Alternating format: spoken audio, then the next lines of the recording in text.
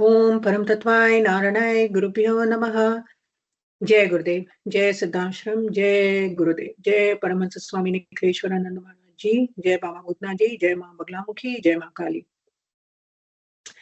So today is a very interesting topic. I've been talking about Kal Bhairav. I have been talking about all the different swarupas of Kal Bhairav, what Kal Bhairav Tattva is, what Kal Bhairav really is, and how to really please Kal Bhairav. Again, the goal behind all this is I do want to demystify a lot of misconceptions that people have around Tantra sadhana, especially around Bhairav, around Ma Kali, around Ma Baglamukhi. And again, I'm just a small medium, a very, very small medium at the feet of my Gurudev, of my Siddhashram lineage, from where I come from.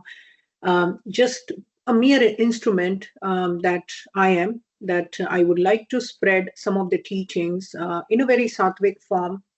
So more and more people understand what Tantra means, who are the Mahavidyas, who is Mahakal, who is Kal Bhairav.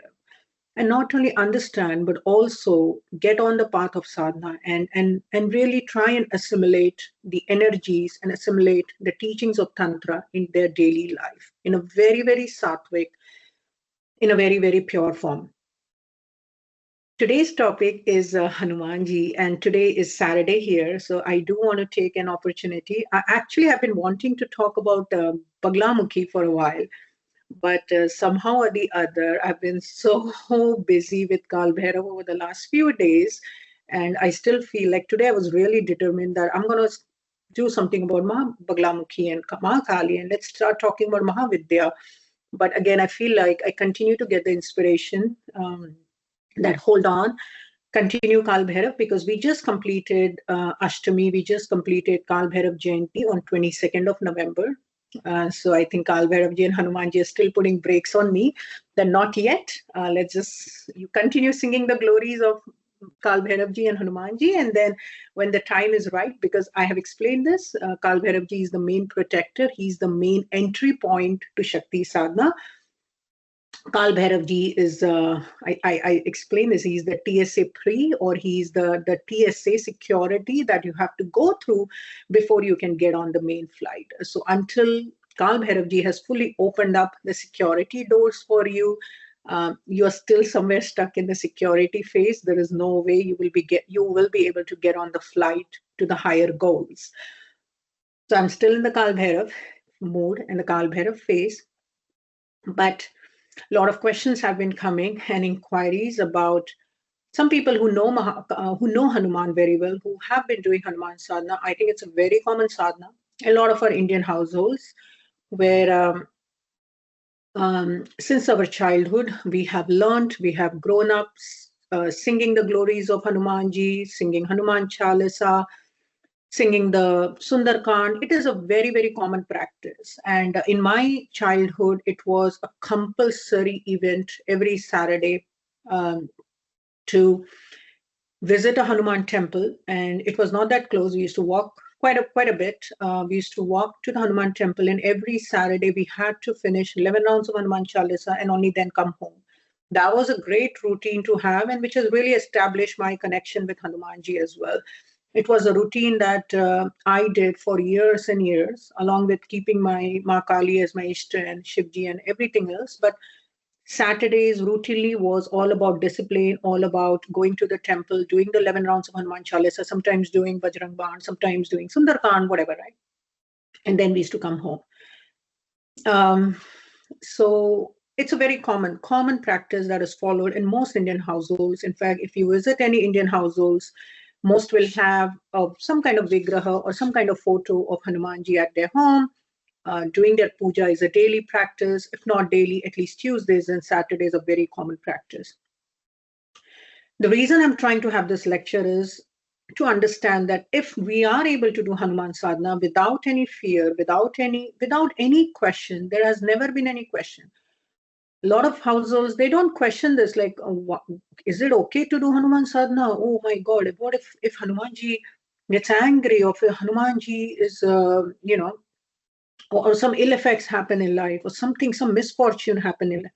Nobody ever questions it. We just follow what we have been doing for generations, what our parents have been doing for generations. There has never been any questions around Hanuman sadhana. It has been just widely accepted and widely embraced by many Indian households.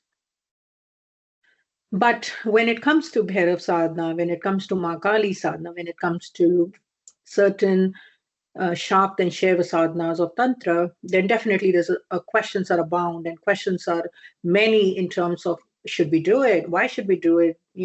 Just because they have been portrayed as something very fiery and fierce and very much, I would say, not similar to how we normally see a Hanuman or a Krishna or a Sita or a Radha, right? Very beautiful and very smiling. But usually Mahavidyas are seen much more ferocious, with much more strength and valor and all that. So, but I do want to talk about the similarities today between Hanumanji. And again, a lot of people have been questioning, because they do Hanuman sadhana and they want to know if they can still do Kal Bhairav sadhana. And sometimes some people are even confused. They look same, like, aren't they the same Lakshmi? Aren't Hanuman and Bhairavji same? So these kind of questions come up. So I want to explain the similarities. And I also want to mention that the similarities are so many. And again, the conclusion would be, you are doing Hanuman sadhana, who is pretty similar attributes, who has similar attributes to Kal Bhairav.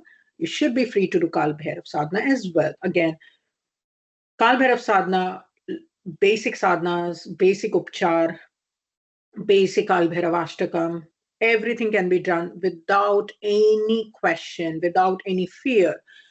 Of course, as you get more and more into Tantra sadhana and higher levels of Kal Bhairav sadhana or Kali sadhana and Panchamukhi sadhana, all that should be done under the guidance of a guru, under the guidance of definitely a mentor. I mean, because I think the risks are way too many, and I think the risk outweighs the benefits, because somebody will, and again, Tantra sadhana is so fast acting and they're so powerful that it delivers results very fast, good and bad as well. So, but for the basic, I think for the daily puja, I think it's open to everyone. There should never be questions. Same as how Hanuman sadhana is open to men, women, children, everybody. Everyone can do Hanuman Chalisa. Everyone can do Hanuman sadhana.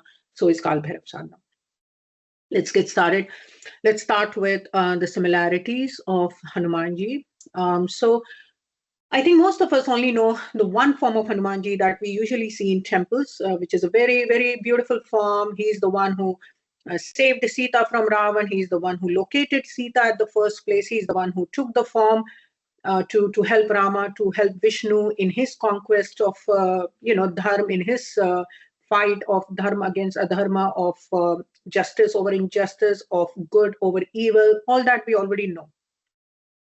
But Hanumanji also has a very, very ugra roop and a tantric swaroop. And in Tantra, there are several sadhanas that is ascribed to Hanumanji that can only be done again, in a specific guidance. I'm talking about mantras and anushtans. I'm not talking about this Panchmukhi Hanuman Kavach. Panchmukhi Hanuman Kavach is one kavach. Kavach means a shield. Like when you see the warriors, when they go on a big war, they wear a shield around it, which is the kavach around them to protect them from the battle and from the armies and from the enemies. Panchmukhi Hanuman Kavach here is again the kavach of singing the glories or singing the different forms and attributes of Hanumanji. Panch means 5, and it really clearly explains the 5 different forms of Hanumanji. When he gets into that Ugra Swaroop, means a little bit more fierce Swaroop, more than what he was doing in Ramayana, where he was very humble and he was always bowing, and he was mostly, of course, he took the fierce form when he had to fight Ravan. He took the fierce form when he had to fight Ahiravan, which is where the Panchamukhi comes from, because when he was fighting Ahiravan, when Vibhishan indicate that, hey, Hanumanji, this is where Ahiravan has taken Ram and Lakshman, he had kidnapped Ram and Lakshman. At that time, Panchamukhi Hanumanji takes over or assumes the form of Panchamukhi, which means 5 different forms of Hanumanji. And accordingly, he also assumed different weapons. He assumed different directions, each direction having its own form. So I think if you really want to go to the full details, there is definitely a lot of articles on the internet. You can just Google Panchmukhi Hanuman Kavach. This Kavach was a daily practice in my home as well. I did a lot in my childhood. It was very open, no questions. Anybody can do it. Do not question it. Whether I can do Hanuman Kavach or not, it is, again, it's a form of Hanumanji, nothing to be worried about. So when we talk about Panchmukhi Hanuman, I said it is the Ugra Roop of Hanumanji, and where each direction has a different form.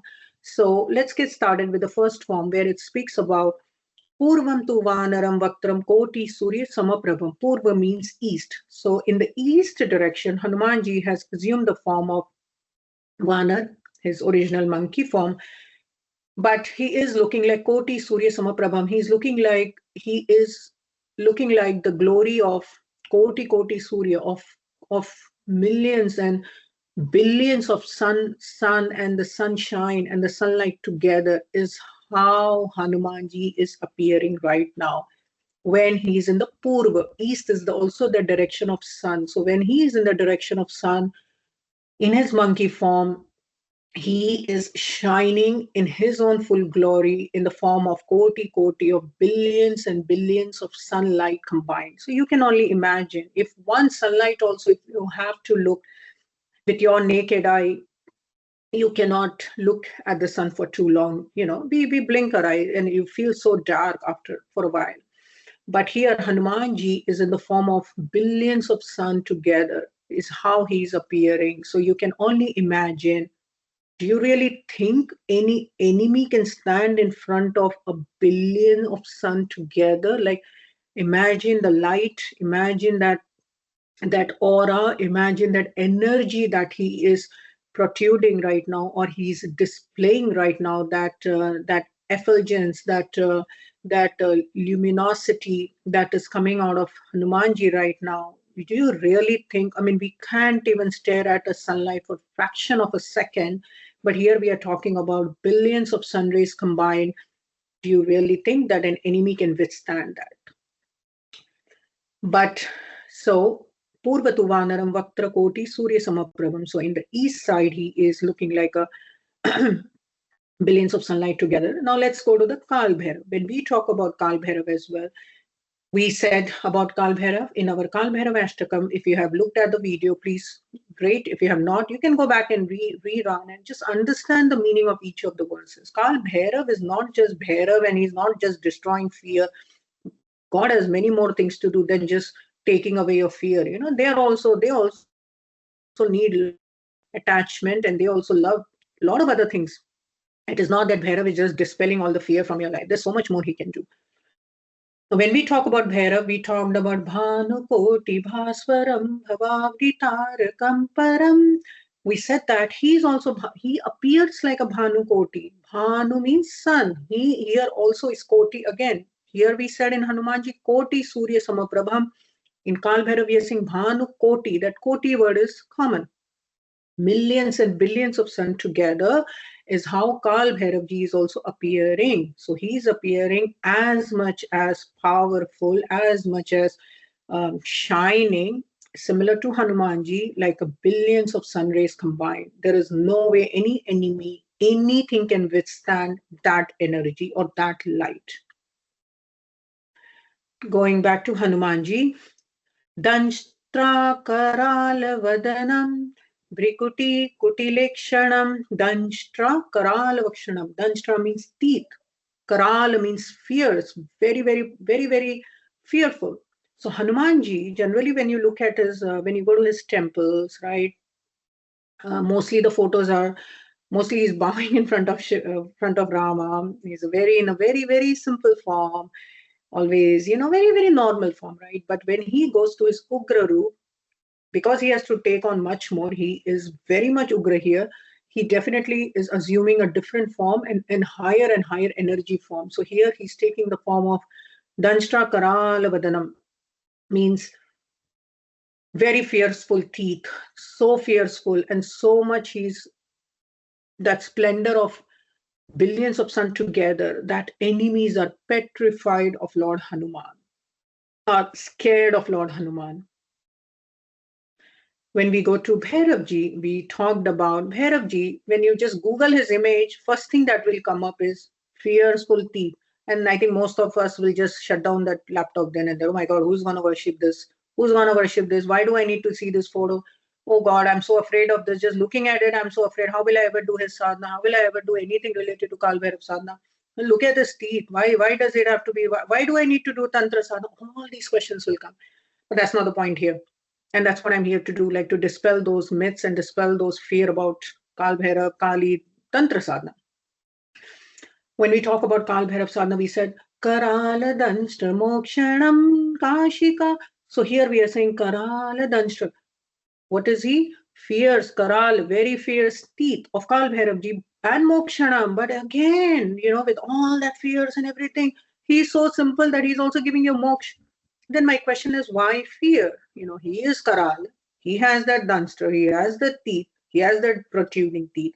The teeth is to attack his enemies. But he's also the bestower of moksha. What else do you want? When you go to any forest, when you go to any park, sometimes you go hiking, especially in the US, when we go hiking, we're always given warnings, right? Don't go near a bear community. Don't go near we call sometimes this whole mother instinct here in the West, at least, is called mama bear. Oh, you're like a mama bear, because the bears have very strong mother instincts, just like humans. We protect our families, we protect our kids, we protect our loved ones.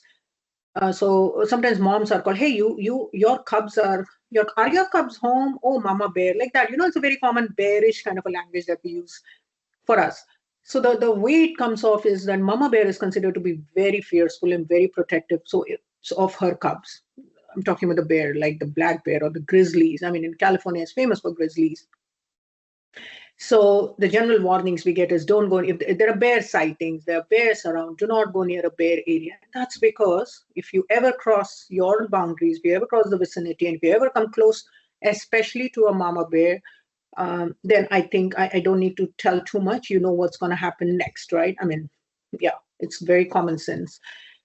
What I'm trying to explain here is a bear also has Karala Danstra, if you think of it. He also has a very fearful teeth. But who is that fearful teeth for? Is that fearful teeth for his own cubs? No, because for her cubs, she's Mama Bear. She's the protective bear who's ready to attack anybody who is walking. So that Karal Dashra is only for the enemies who are entering her territory or who she thinks are trying to give some harm or do something evil to her cubs. That's the only time a bear will actually assume her real bear form with her Karal Dashra. Have you ever seen the teeth of a grizzly? I have seen it very up close and personal. And you will know that you do not want to mess around with them because they are not the ones to be easily, they're not going to take anything lying down when you come too close to them. So just a warning, don't go too close to bears. But bears, again, those Karala Danstra that they carry or those fearful teeth that they carry is only for the protection of their own cubs because they think that you're trying to mean harm or you're trying to enter their vicinity or you're trying to enter their territory, they will definitely attack you with the very own teeth which they have been using to carry their own cubs with so much love. And like that same teeth will become like literally like flowers when she carries her own cubs, right? Look at a cat. When she carries her own cub, that teeth with which she can bite us becomes like literally like flowers. Do you think the babies are feeling that sharp or that pointiness of the teeth? No, they are enjoying. They want to be in their teeth and they don't want to get down from their mom. But the same teeth, when the mama bear thinks that somebody is trying to attack her cubs or somebody is trying to pose some harm, she will definitely make sure that she puts her teeth to full good use and very well applied. Similarly, Bhairav and Hanuman, who are Karala Danstra Mokshanam, have this teeth, but they will carry you with the same teeth with so much love, like a flower. They'll make sure no harm comes on you, but the same teeth will definitely can kill, can be applied on any possible enemy. In Bhairav, when we do Dhyan Mantra also, we talk about Teechna Danshtakara. Again, we talk about the same. He has a pointed teeth, very fearful teeth. So all that again, it's similar to how we have just described Hanumanji. Let's move on to the next one. So the next direction here that is described for Panchmukhi Hanuman is Asyeva Dakshinam Vaktram Narsinha Mahadbhutam Atyugra Tejo Vapusham Bhishanam Bhayanashanam. On the south direction, he has taken the form of Narsinha, the lion form, and the Narsinha form. And again, lion is ferocious. So ferocious means he's very bhay, he's full of, you will be scared to come very close to a lion. Again, same example, lion also carries a very ferocious, a lioness carries a very ferocious teeth, but is he using that ferocious teeth for her own cubs? No. For her own cub, for her own children, she's definitely the mother lion, the mother, right? But when you go or you are trying, or she senses that you're trying to cause some harm, she's definitely gonna, pounce on you. Usually animals do not want to be close to humans. Usually animals have got nothing to do with human population. It's us animals, the humans who are the worst animals, who are trying to not just be pleased with our own achievements and our own accomplishments, but we always want to push that boundaries and go that little extra edge. And we want to go invade their territories, which is when a lot of accidents happen. Because the reason I'm saying this, when you read about a lot of Himalayan yogis and a lot of yogis who live in the Himalayas, especially, they live in the surroundings of animals and bears and lions and snakes and everything. And you will rarely find any such incidents because they know how to live in harmony with the animals. They have understood how to enjoy the same nature as an animal would. They do not go cross the territory. They do not invade. They see them as a part of them. They all live in one harmony. But it is only when we humans who want to go that little extra edge, either for a very cool selfie on Instagram that we want to have millions of followers for, or something that we want to go trending, that, hey, I pose with a grizzly. And I've seen all kind of these dumb videos. And I just want to say, just stop it, because you may not get attacked, but it is not fun for at least the bear. And all these cool selfies that you want to take. And then, of course, we hear news and we hear a lot of stories. So again, in this case, he has in the south direction taken the form of a lion, but he is very bhishanam. He's very fearful. Again, very different on the contrary when we see the Hanumanji in temples, very simple. We rarely see any ugra form of Panchamukhi, but here in this case, he's bhishanam. He's very, very fearful. And bhayanashanam, because to remove the fear, he has to be bhishanam himself. To remove fear to keep the enemies at bay, to remove your fear, he will assume that bhishan form, so nobody harms you, right? In case of Bhairav ji, I mean, the Bhairav word itself means Bhairav. It means Bhayanak. It means fierce. And again, fierce and fearful for his enemies and not for his devotees. Both Hanumanji as well as Kal Bhairav ji are both avatar of Shivji. Shivji is Bholenath. I've said this many times. So both are very, very loving, very, very easily pleased devatas. And both are very important for Shakti sadhanas. And both avatar of Shiva, and both can take a very Saumya roop, both can take a very Ugra roop. Again, depending on the circumstances, depending on the situation, they all kind of vary. Which forms, which weapons, which direction, and I think there's definitely a lot more. So we'll definitely continue this discussion. We just finished the first two forms of Panchmukhi Hanuman, who is a more Ugra roop of Hanumanji. Again, it comes from the Ramayana when Ahiravan destruction is being described. And then I think the next lecture we'll talk about the rest of the forms and how it's kind of similar to Kal Bhairav. Okay, so for now, we will definitely continue chanting and continue making sure that we are doing our sadhanas, and we'll meet up again. All right, ठीक है, चलिए, जय गुरुदेव, ओम परम तत्वाय नारायणाय गुरुभ्यो नमः.